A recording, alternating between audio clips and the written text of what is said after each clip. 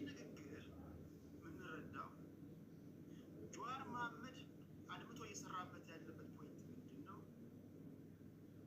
ወይ በመፈንቅለ መንግስት ወይ አብይ አህመድን በማስወገድ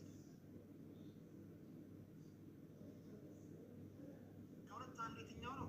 ምናልባት እድል ቀንቶኝ ምናልባት ጥያቄ ከተገናኘ ምናልባት ብዙ ሰዎች የጠየቁት እንዳለ አውቃለሁ። ፈቃደኛ ሆኖ ዩቲዩብ ላይ ከተገናኘ እነዚህ ጥያቄዎች እናንተንም ጨምሬ የማነሳ ይሆናል። ብዙ ከነዚህ ጥያቄዎች የተማርኳቸው ነገሮች አሉ፣ ማነሳቸው ይሆናል። ኦኬ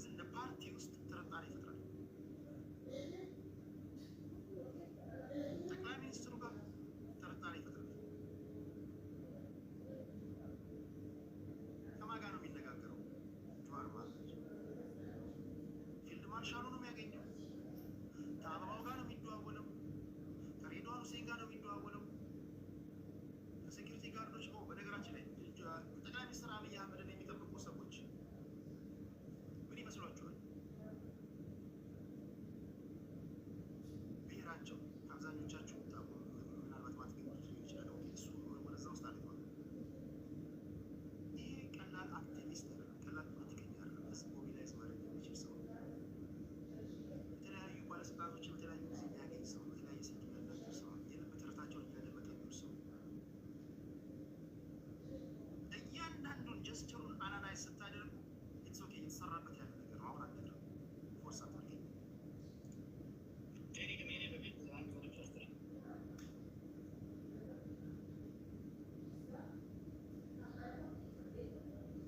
የዛሬ 3 ወር ኩዴታ ሊሆን እንደሚችል ሊኖር እንደሚችል አውርተናል፣ ነግሬያቸዋለሁ።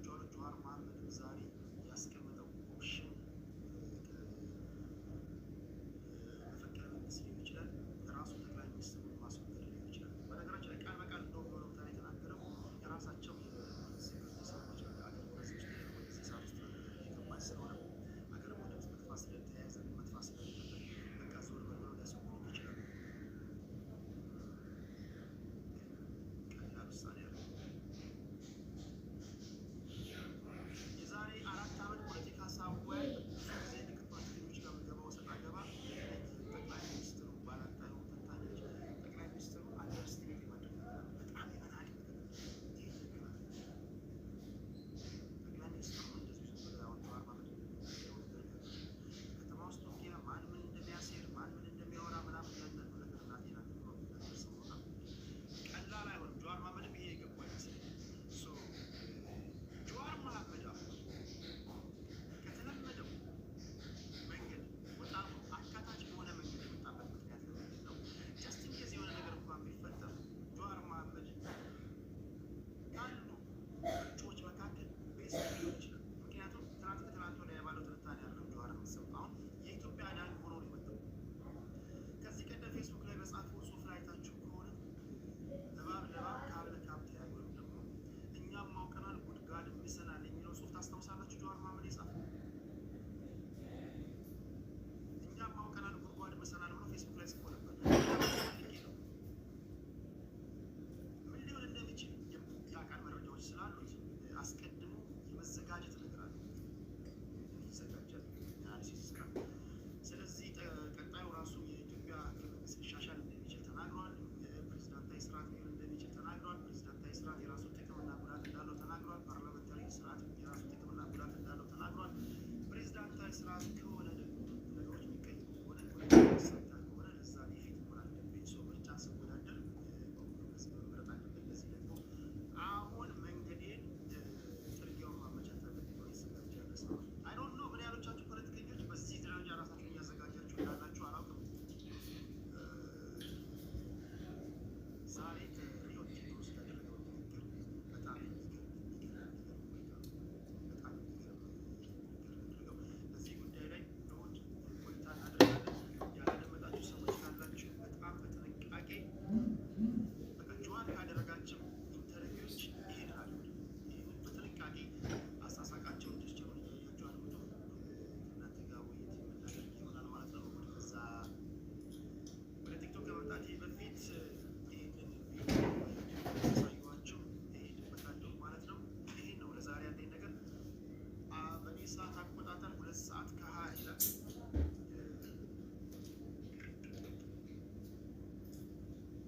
2 ሰዓት ከ20 ይላል።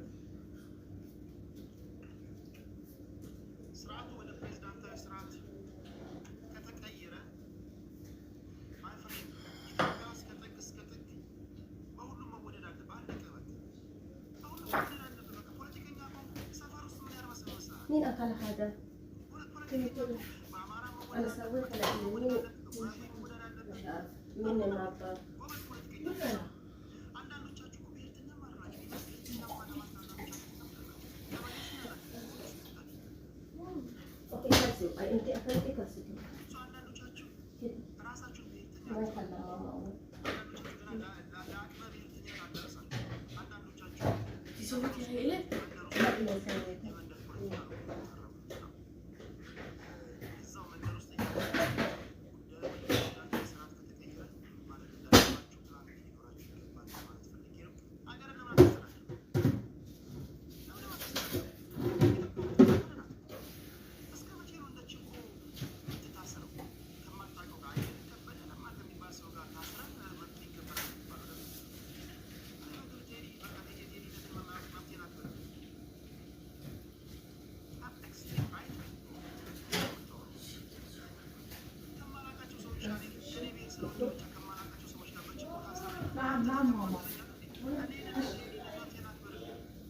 كريم؟ لا لازم تاكل. ايش بدك تاكل؟ يلا ايش بدك تاكل؟ قولي. دجاج ورزة؟ لسه الدنيا صبح. دجاج ورزة.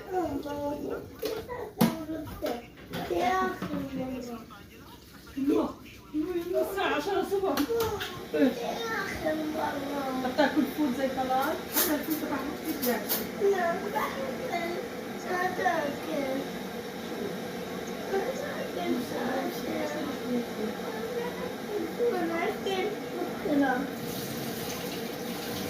بدي يوكل الدجاج الاكل بالحمام. خلص؟ خلص طيب استنى تعال هون. بدك كمان طلب؟ لا خلص ورا نادو مالك تعال تصرخش علي تعال.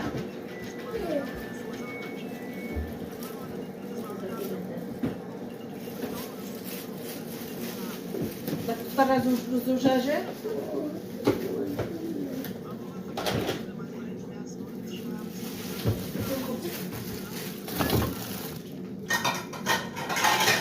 لسه لا بده دجاج. الدجاج اللي اكل امبارح الليل. بتصير تصرخ على ماما هيك؟ ها؟ ماما بتقول لك الدنيا فطور لسه بدك تفطر. انت بتقول لك بدي رز ودجاج وتصير تصرخ هيك صح؟ هيك الولد المؤدب بيعمل؟ لا ماما it's too late sometime لما انت تقول لا. then you hurt my feeling. صح؟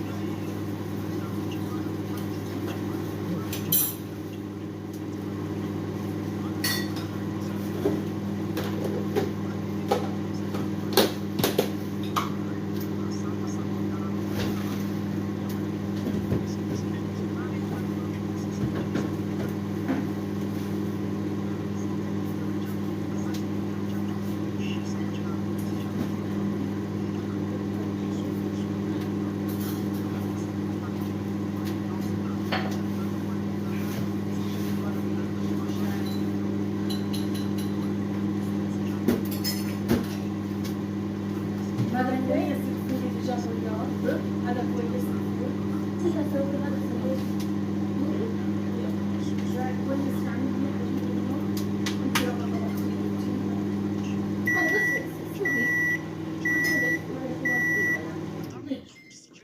سوي ما راح تسوي فول ما يحب زيادة فول. بعدين بوجع بطني. فول حمص فلافل. انا بطني يوجع عشان نمشي كثير. هيك بعدين ما يحب. عشان باكل بيضة بس. فول هذا فول بس بيضاء. انا بابا بحبه كثير. أنا عشان هيك انا بجي بس عشان هيك يسأل هو كويس ولا لا. أنا لا بحب ياكل بوجه. ايوه انا كمان. وانا كمان بحبه بس ولا تاني ما تصرخ هيك. لا اما لا عارف. انت بتعرف انه انت بتصرخ وبتعرف انه انت بتحرق. صح؟ حدا بصرخ على امه بحرق الصبح.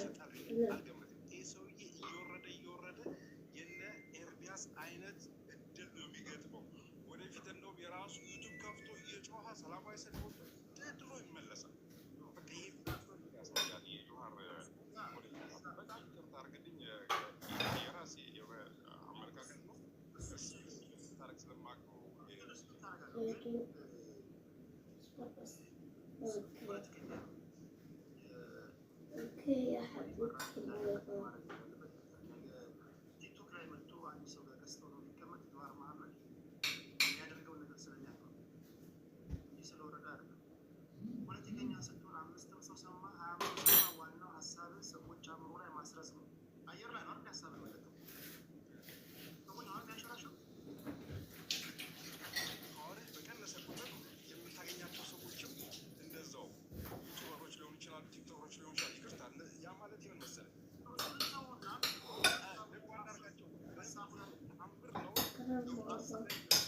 በሚባልበት ጊዜ ከብዙ ነገር ነው የሚያወራው። አሁን ግን ወርዶ አክቲቪቲ ሲሆን የሚጠራው ሲጠፋ ከእንደዚህ አይነት ሰዎች ጋር ኢንተርቪው የሚያደርገው ቴዎድሮስን አንደርስቴት አድርገባል። እንግዲህ ሰውዬው ትልቅ ተቋም ላይ ሊሰራ ትልቅ በጣም ትልቅ ጋዜጠኛ ነው። ግን ተደራሽነቱ አሁን ማን ነው የሚሰማው? አክሰሱ ማን ነው ያለው? የኢትዮጵያ ሕዝብ አይደለም ጆዋር መሐመድ፣ ዶናልድ ትራምፕ፣ እነ ባራክ ኦባማ አሜሪካን ውስጥ አንድ እዚህ ግቡ ህዝብ ማዕቃቸው ዩቲዩበሮች ጋር ገብተው ምርጫ ቅስቀሳ ያደርጋሉ። በ21ኛው ክፍለ ዘመን ቲክቶክ ላይ ተገኝ ፌስቡክ ላይ የሚገባቸው ሰዎች በነገር ላይ ፖለቲካ የሚያውቁ ሰዎች ሚዲያ አይነው አስሮንጋስ የሚከበሩበት ይሁን እንጂ በፌስቡክ አር ህዝብ ሲያነቃነቅ የነበረው ጆዋር ፌስቡክን እኮ ከዛ ፊት ፓርቶክ ላይ የነበረ ሰው ነው። ፌስቡክ ላይ የነበረ ሰው ነው። እያንዳንዱን ሚዲያ ቁጥር የሚያውቅ ሰው ነው። ያንን እሱን ተውና ግን የተናገርከውን በኮዴታው ላይ ሊሆን ይችላል ሊሆን አይችልም የሚለውን ነገር ሊሆን የማይችልበት ምክንያት ሊሆን የማይችልበት ምክንያት ለምን መሰለህ? የመንግስትን ገጽታ ስታየው አሁን በጣም ፈሪ መንግስት እንደ መንግስቱ ኃይለማርያም በየጊዜው እንዳልከው አጎቱን ወንድሙን የሚፈራ ሰውዬ ሴኪሪቲው በጣም በጥንቃቄ ነው። አመት በዓል ላይ አታየው፣ የትም ቦታ አታየው። እነ መለስ ዜናዊ መንገድ ላይ አይታቸው አታውቅም። ይህ ሰውዬ ከደርግና ከብልጽግና ሰራዊት ቴክኖሎጂን እናስወጣና በጣም ጠንካራና ዲስፕሊን የሆነ ሴኩሪቲ ሲስተም የነበረው ማለት ነው። በአሁኑ ሰዓት ያለው በቴክኖሎጂ በእውቀት እናስወጣና በጣም በእውቀትም ከ10ኛ ክፍል በላይ ያሉ ጀምሮ ነው ወታደሮች የሚቀጥሉ እና አስተሳሰባቸው ከደርግ ወታደር በጣም የተለየ ነው። የደርግ ወታደር ከእርሻ ላይ ምናምን ነገር የሰለጠነ ወታደር ነበር። አሁን ግን ከትምህርት ቤት ነው የሚሄዱት፣ ተምረው ነው እና ንቃትና በጣም ከፍተኛ ልዩነት አለ። አንድ ሀሳብ ማስቀምጥልኝና ለምሳሌ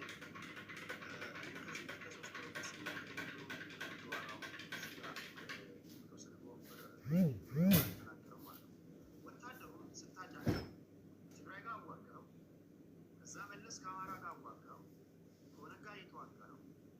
ሀገር ውስጥ አንዳንድ ነገሮችን አለመረጋጋቶችን እያረጋጋ ነው። እያንዳንዱ ቀበሌ ውስጥ ወታደሩ አለ። ሚሊሻ ሆኗል። ወታደሩ ሚሊሻ ሆኗል። በመፈንቅለ መንግስት በባህሪው ወታደሮች ሲሰላቸው ደርግን ይመታል፣ ተፈሪ መኮንን ይመታል። ወታደሮች ሲሰላቸው፣ የጦር ጀነራሎች ሲሰላቸው የሚፈጠር ነገር ነው። የኑሮ ውድነት ሆን ያለበት ነገር አለ። ቅድም ሳስቀምጣቸው ነበር። ዋጋ መጨመር አስሆን የታክሲ ሾፌሮች በቀን አንድ ጊዜ መብላት ጀምረናል። ከዚህ በኋላ ምን ማድረግ እንዳለብን ግራ ገብቶናል ብሎ ሲናገሩ ያስደነግጧቸው። ይህ ሁሉ ሁኔታ በሆነበት ሁኔታ ሰው ናቸው ሚኒስትሮች፣ ሌሎች ባለስልጣኖች ያስባሉ። ሀገር ወደ አላስፈላጊ ሁኔታ እየሄደች ካለች ቢያንስ ሀገር የሚያስብ ነገር ውለታ ልማል ብለው የሆነ ሀሳብ ያቀርባል። እነዚህ ነገሮች ሲደማመራቸው ጠቅላይ ሚኒስትሩን ወደ መቀየር ሀሳብ ሊመጣቸው የህዝብ ንቅናቄ ኤግዛክት ሊመጣ ይችላል። ግን ከውስጥ ተነስቶ መንግስትን አወርዳለን ፓወር አለን ምንም ነገር አልገምትም። የሚያሳይ ምልክቶች የሉ። እንዴት ተቃቅፈውና እንዴት አብረው እንደሚሰሩ በጣም ያስታውቃል። አጠገቡ ጋር ሲዝናና ምናምን ወጥቶ ወቅት ሲያደርግ ሳይክል ሲነዳ ምናምን ይሄ የአካባቢው እርጋታን ያሳያል። ማንም የሚጠራጠረው ሰው የለም። በጣም ይቅርታ አድርግልኛል። ምክንያቱም የሚጠራጠረው ሰው ካለ እዛም